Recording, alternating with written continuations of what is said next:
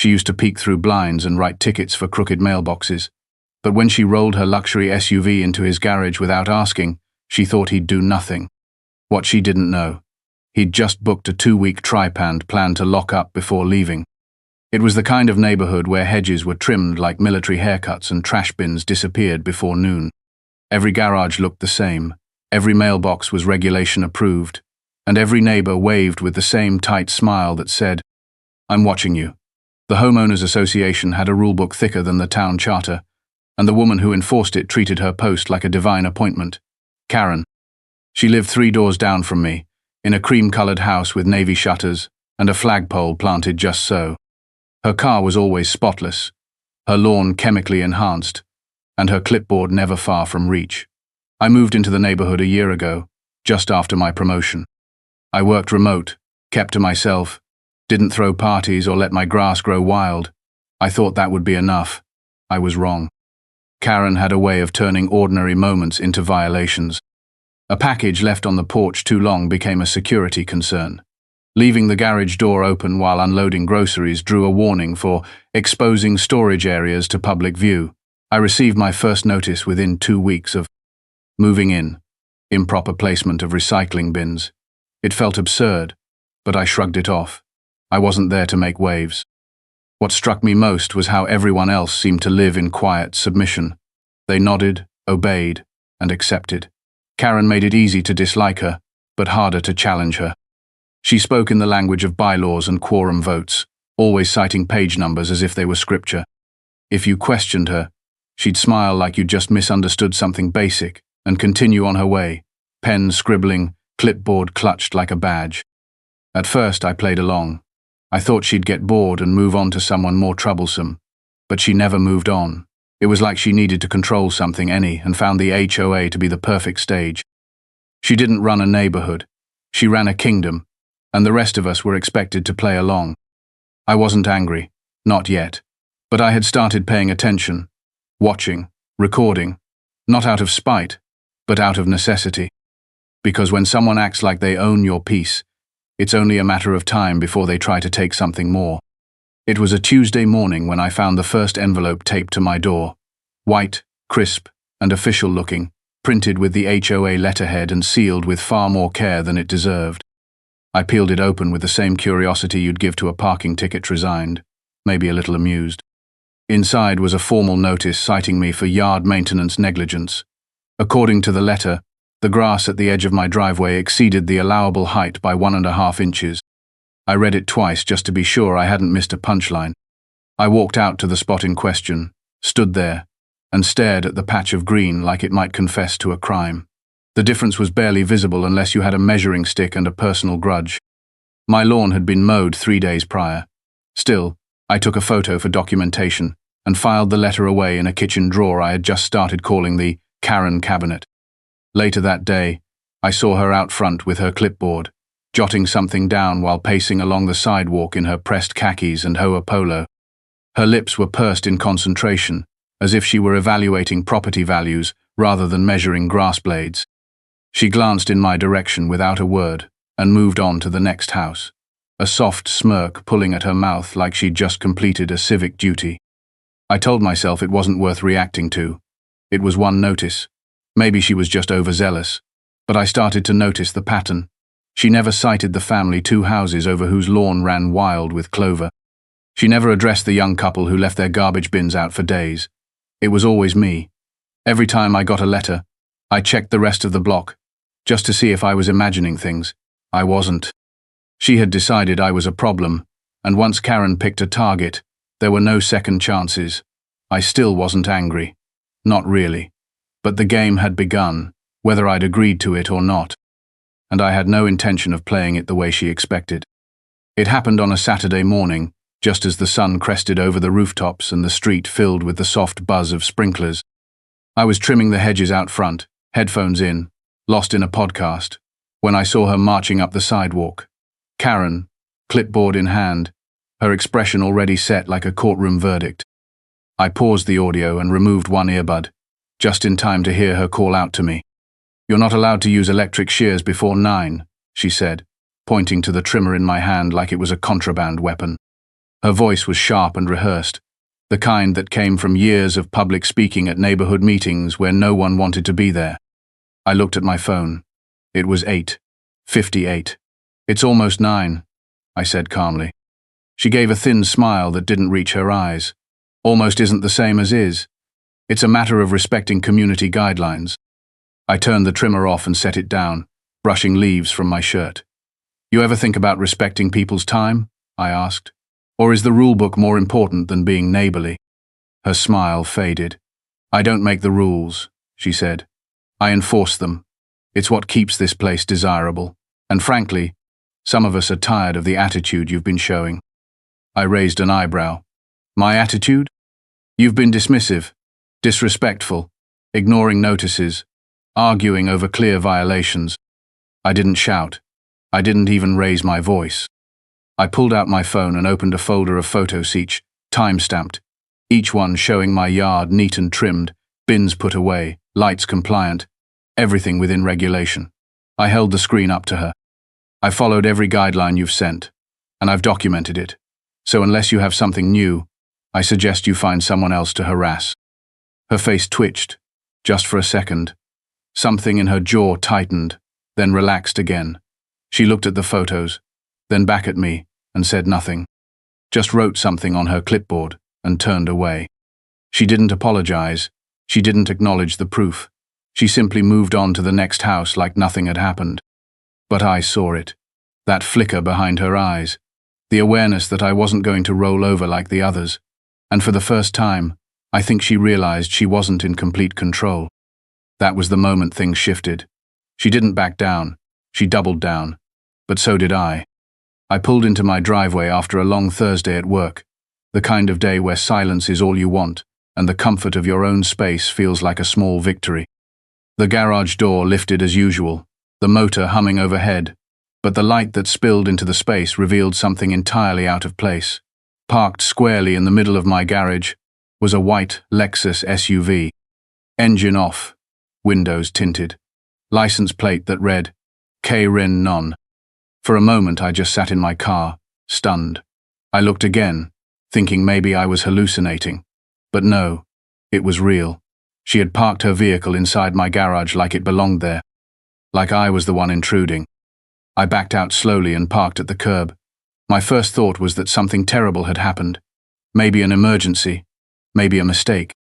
But even that hope faded the second I saw her standing in her driveway, waving cheerfully like a neighbor borrowing sugar. I walked toward her, my footsteps careful, measured.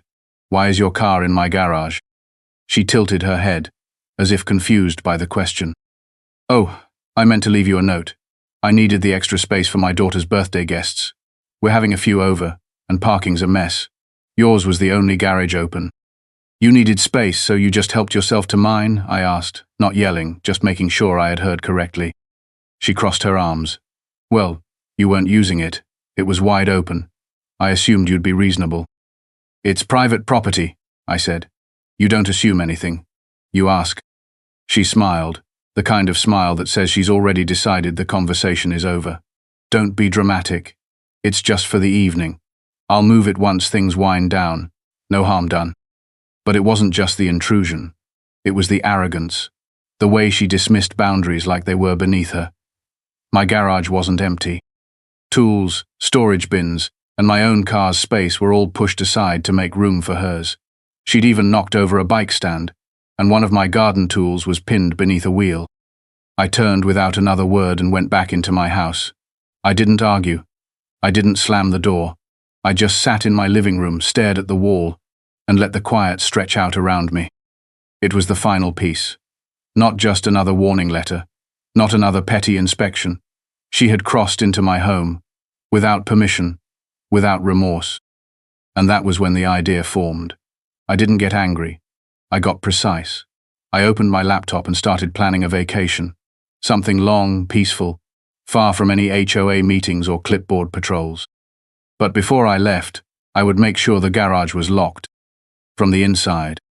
The next morning, I called out of work and drove straight to the hardware store. I wasn't reckless about it. I didn't storm down the aisles or throw things in a cart. I took my time, asked the right questions, and picked out a smart garage system with internal locks, app control, and a backup battery in case the power failed. If someone tried to open it without my say-so, they wouldn't get far. Back at the house, I pulled into the driveway and waited until Karen's car was gone. She had kept her promise, if you could call it that. Sometime after midnight, she'd moved the Lexus back to her own driveway. Maybe she thought it was done, that she'd used me like she used everyone else and walked away without consequence. I installed the system that afternoon, camera above the door, sensors at each corner, deadbolt that activated from my phone. I tested it twice, watching the steel bar slide into place with a satisfying click. It was cleaner than revenge, more elegant than confrontation. She'd stepped into my space, so I made sure it wouldn't happen again. Then I packed a suitcase.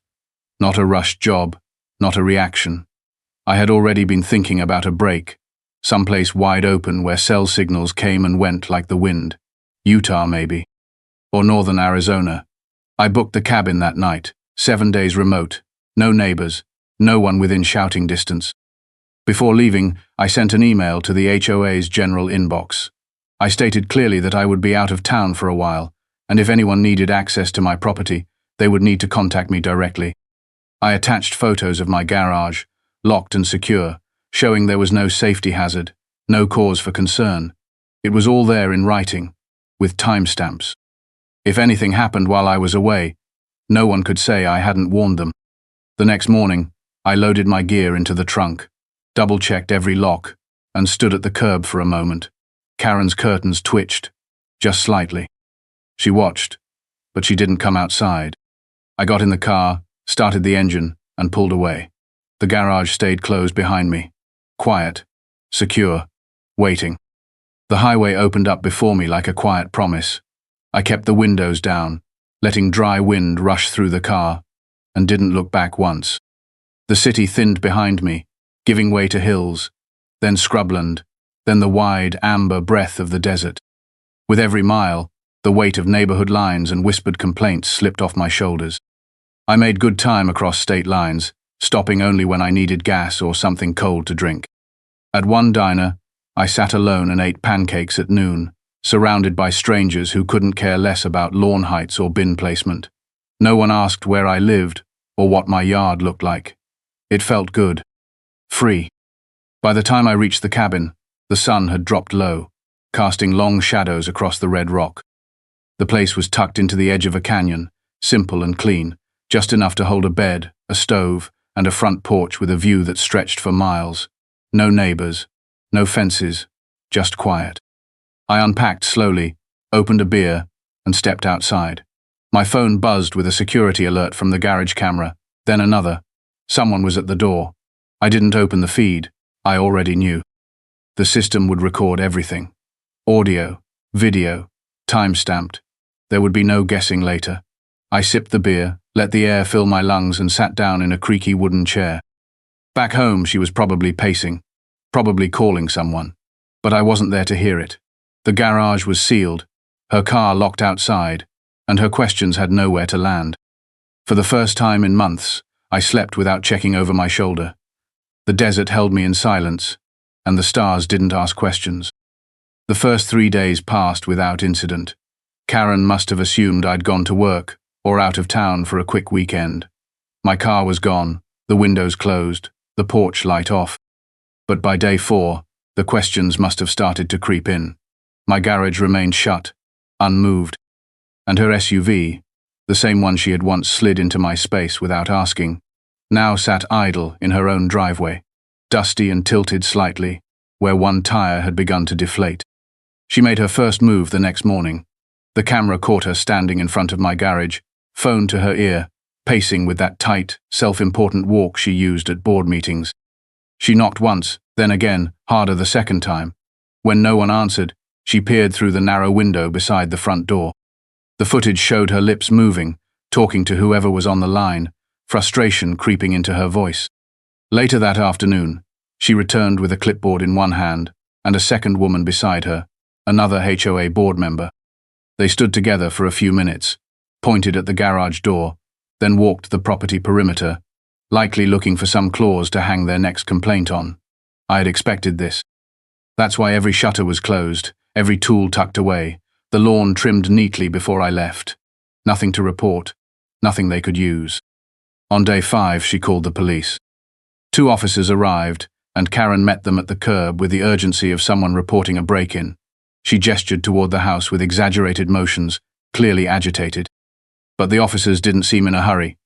One knocked on the door, waited, then tried calling the contact number listed in the HOA directory.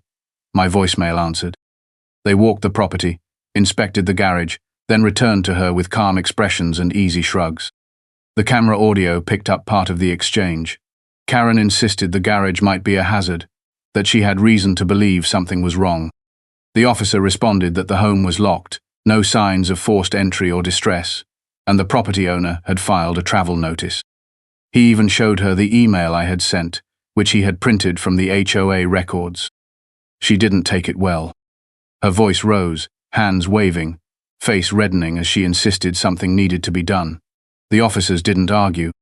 They just nodded, said they couldn't legally enter without cause, and walked back to their patrol car. Karen stood there, alone in the driveway, glaring at the house like it had betrayed her. Meanwhile, I sat on a rocky overlook in the high desert, the sun slipping low behind the cliffs, watching the whole thing on my phone with a quiet satisfaction that didn't need to be spoken aloud. By the 7th day, the neighborhood knew something was off. Karen had stopped hiding her frustration. She wasn't pacing quietly anymore, or speaking in clipped tones. She was storming from house to house, pressing doorbells with impatient fingers, asking if anyone had seen me, if they had a spare key, if they understood the situation. Most of them didn't answer. The ones who did just shook their heads or stepped aside. Her questions were starting to wear thin. The SUV hadn't moved. Dust had settled across the windshield. A dried leaf clung to the wiper like a flag. She could see it every time she looked out her front window. That wasn't part of the plan. The plan had been a quick favor, a silent victory. Park the car, smile, move on. But now the vehicle sat there like a monument to a decision she could no longer justify. She came back to my property again that morning. The camera caught her as she stomped across the grass, fists clenched, voice raised. She shouted my name, louder than before, uncaring if the neighbors heard. When no one responded, she kicked the base of the garage door. Not hard enough to break anything, but enough to show she had let go of pretending. Her composure was gone. A small crowd had gathered across the street. A couple stood beside their mailbox. 2 kids sat on bikes just inside a driveway. The mailman paused at the end of the block, watching from the safety of his route. Karen turned, saw them, and froze. For a moment she looked like she might say something to them. Then her face tightened, and she marched back to her house, slamming the front door behind her. That evening, someone left a note at my door. Folded paper, handwritten in blue ink. It read, "Thank you." No name, no explanation. But it didn't need one. Word had spread. Back at the cabin, I poured a cup of coffee and opened the app again. Another alert. Karen, pacing her driveway, phone pressed to her ear once more, calling someone. Maybe anyone who would still take her seriously. She had played her game for years, throwing weight where it didn't belong, taking what she wanted without apology. But now, there was nothing she could do but wait. She had parked in the wrong garage, and this time, the door didn't open when she knocked. I pulled into the neighborhood just after 9 on a bright Monday morning. The air was cool, and the streets were quiet, as if the block itself was holding its breath. My car rolled slowly past trimmed hedges and orderly driveways, the same scene I'd left behind a week ago, but it didn't feel the same. Windows shifted, curtains twitched. People noticed. Karen's SUV was still parked in her driveway. A thin coat of dust clung to the surface. One of the tires sagged slightly, its sidewall nearly kissing the curb. She stood on her porch as I drove by, arms folded across her chest, watching me with the wary stillness of someone trying not to blink first. I parked in front of my house and got out, stretching slowly, taking in the morning like I'd just returned from a long weekend at a spa. I waved to the neighbor across the street, who raised his coffee cup in return. The porch was exactly as I had left it. The house quiet, the locks unbothered. I walked to the garage and tapped the control on my phone. The door lifted smoothly, motors humming, and the inside was exactly how I'd planned. Clean, ordered, untouched. She watched from across the way. I didn't look over at first, Not until I stepped inside and picked up the shovel that had been knocked over when she parked in here. I set it upright, dusted off the handle, and smiled. Then I turned toward her, finally meeting her eyes. "You left something at my place," I said, loud enough for her to hear across the street. She didn't respond. She didn't move. I let the silence hang there for a moment, then tapped my phone again. The door came down slowly, each inch blocking her from view. When it closed completely, I exhaled and turned toward the interior of the house, calm and rested. Whatever she'd planned, whatever reaction she'd expected, she wouldn't get it now. That garage was mine again. So was the piece she had tried to take. She wouldn't make the same mistake twice. And even if she did, I'd already shown her how it would end. A week after I returned, the neighborhood held its monthly HOA meeting in the community center down by the tennis courts. I had never been to one before. Most people only went when they were angry or wanted something. That night, the room was full. Folding chairs lined every wall, and the air carried the scent of weak coffee and old carpet. Karen sat at the front table, flanked by two board members who looked more like witnesses than allies. Her smile was tight, her papers stacked in neat little rows, but her eyes flicked from face to face with the twitchy awareness of someone who could feel the tide shifting beneath her. The meeting started like they always did, with the minutes from last month and a quick financial report. Then came new business, and a man I barely knew raised his hand. He stood, cleared his throat, and said he wanted to bring forward a motion to remove Karen as HOA president. Just like that. No build-up. No soft phrasing. His voice didn't tremble. There was a pause. A long one. Karen blinked, then laughed a little too loudly, brushing her bangs behind her ear. "I'm sorry, but that's not how this works. There's a process." Another hand went up, then another. People who had never spoken at meetings before began to nod. Someone called out that they seconded the motion. A woman near the back said she was tired of being treated like a tenant instead of a homeowner. A man in a blue polo said he was threatened with fines for planting the wrong kind of tree. No one mentioned my garage directly, but I saw how many eyes glanced my way when they spoke. They remembered. They had watched. She hadn't just crossed a line with me. She had built a wall around the whole neighborhood and pretended it was a favor. Karen tried to regain control, citing bylaws and voting procedures, but the board called for an emergency vote then and there. Ballots were handed out, pens scratched on paper. The result wasn't close. She stepped down without another word. Her face didn't crumble. She didn't cry. She just gathered her clipboard, slid it into a tote bag, and walked out of the room without saying goodbye. In the days that followed, the neighborhood softened. People lingered outside longer, waved more often, chatted in driveways. Someone organized a weekend barbecue on the Greenbelt.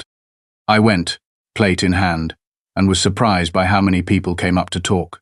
They thanked me, though no one said why directly. I just nodded and smiled. Back at home, I installed a small gate at the mouth of my driveway. Nothing elaborate, just enough to remind anyone watching that some spaces aren't meant to be borrowed. The garage stayed locked. Karen still lived in her house, but she kept to herself. Her SUV sat quietly in the driveway, tires full, windshield clean. She never parked near my place again.